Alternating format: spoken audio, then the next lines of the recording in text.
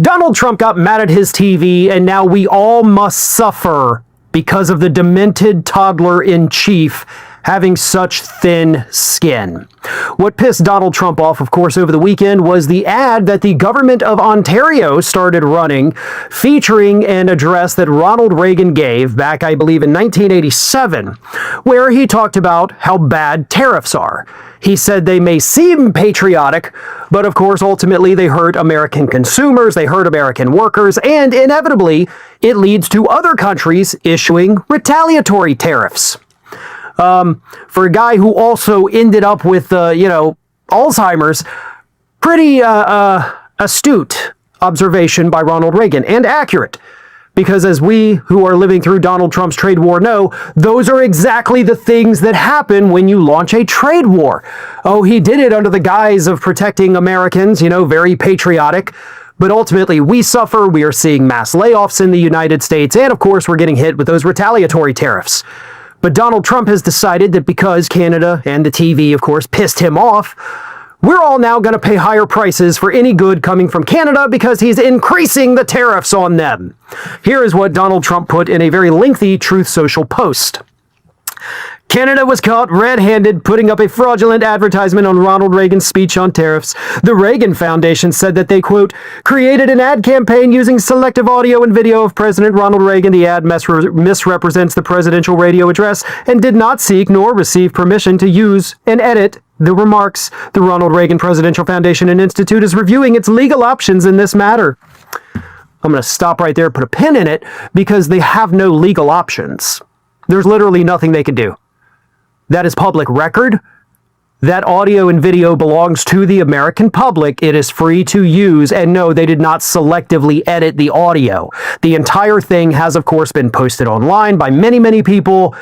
And that's what Reagan said. It's unequivocal.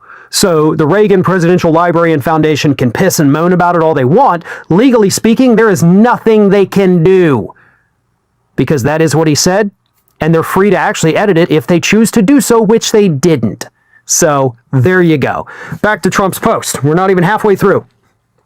The sole purpose of this fraud was Canada's hope that the United States Supreme Court will come to their rescue on tariffs that they have used for years to hurt the United States.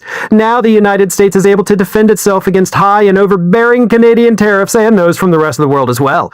Ronald Reagan loved tariffs for purposes of national security and the economy, but Canada said he didn't.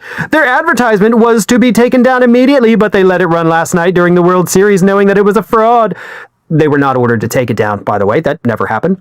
Because of their serious misrepresentation of the facts and hostile act, I am increasing the tariff on Canada by 10% over and above what they are paying now. Thank you for your attention to this matter. Canada's not paying the tariffs. We are. The American companies that bring Canadian goods into the United States pay the tariff, and they pass that price increase plus a little more onto us. We're the ones who pay it, not Canada.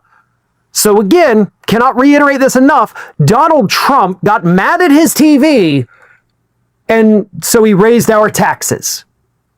I am going to lose money. You are going to lose money because Trump got mad at his TV. He got mad at a friggin' commercial.